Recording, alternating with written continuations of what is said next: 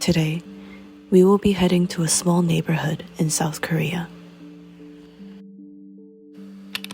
1986, October 31st, Sindangdong, Seoul. Mrs. Kim in her 40s headed to the sauna with a friend, expecting a fun afternoon. However, moments later, she was tragically found dead on the floor of the locker room. She was found dead shortly after she drank something offered to her by her friend, Sonja Kim. Her family noticed that her jewelry had gone missing. The police suspected Sonja, but were unable to find evidence to support their case. The case was left unresolved, and the victim was buried. 5 months later, 1987, April 4th. Mrs. Chun in her 50s was sitting inside a city bus with her friend. She suddenly started foaming at the mouth, and several minutes later, died on the scene. As there was no visible trauma on her body, her death was ruled to be a heart attack, and she was buried. Approximately a year later, 1988, March 27th, 73-year-old Jong-chun Kim started foaming inside the bus on his way back home and died on the scene. Sitting next to him was his daughter, Sonja. At that time, the doctors ruled his death a senile heart attack, and the police were not able to investigate this case because Sonja had cremated him after his death. Although everyone suspected Sonja, they were unable to legally charge her with murder with solely circumstantial evidence. Only 1 month later, 1988, April 29th, Moonja Kim was taking the bus with her sister, Sonja, and suddenly started foaming at the mouth inside the bus. Shortly after, she also died on the scene. A witness stated that the woman sitting next to Moonja did not look a bit shocked as she collapsed. Identical to the case before, as there was no visible trauma on her body, her death was ruled to be a heart attack, and she was buried.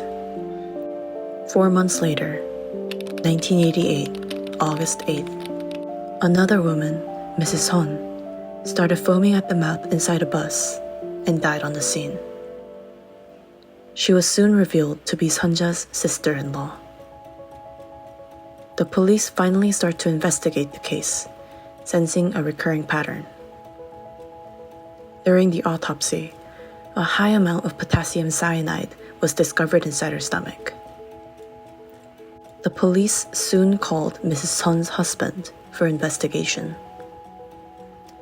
He told them that Mrs. Son had recently lent money to someone a few days before she had died. After further investigation, the police find that the other 3 victims, Mrs. Kim, Mrs. Chun, and Moonja, had all met up with the same woman minutes before they died. A very average, normal woman in her 40s, Sonja Kim. Sonja Kim was born in 1939 in Suncheon, Korea. She was wed to a painter and had 3 children. She was known to be a very heavy spender, often wasting her earnings on jewelry, cabaret, and gambling. Due to her spending habits, she quickly ran out of money and started to borrow from her friends and family. As her debt became unaffordable, she turned to murder as her way out.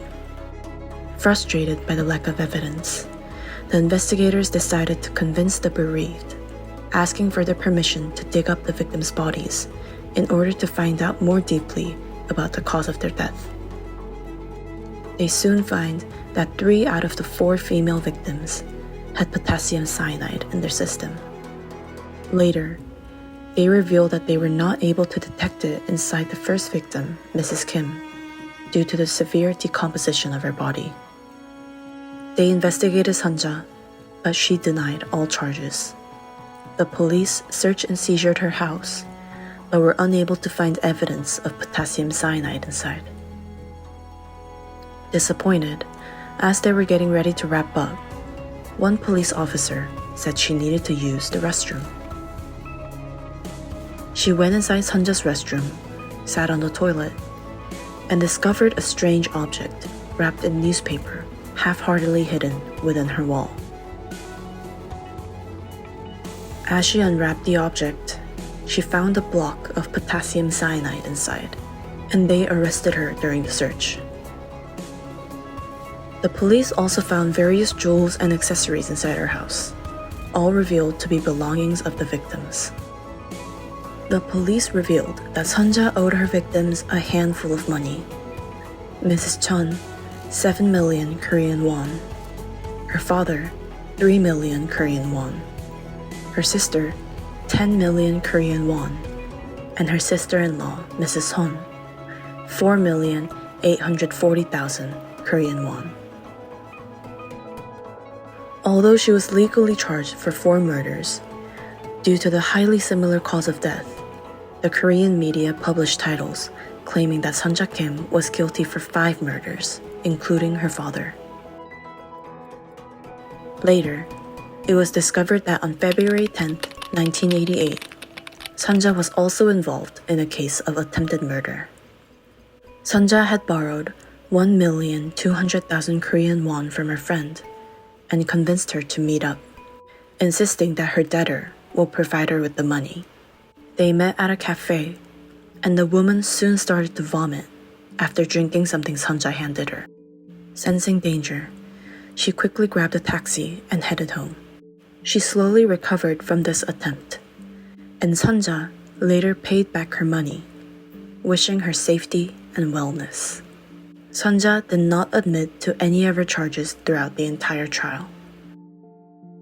Despite her efforts, she was charged guilty on the account of 4 first-degree murders and got sentenced to death. Sunja Kim got hung to death on December 30th, 1997.